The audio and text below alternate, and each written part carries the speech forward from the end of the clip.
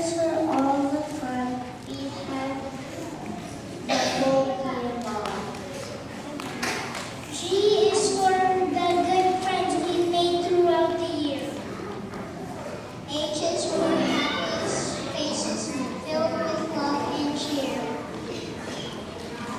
I is for imagination used at every turn. J is for good job and places we have earned.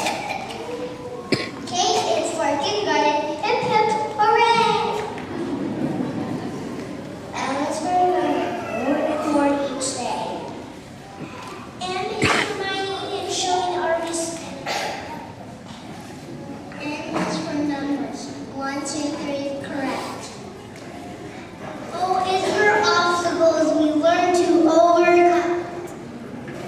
P is for puppets for playing rhythms on a drum.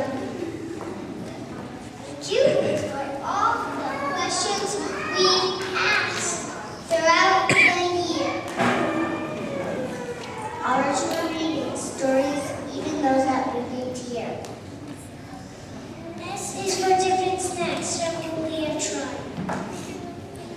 T is for talking. It's not to be denied. U is for unusual. It fits on things we've done. V is for volunteers, parents, and everyone.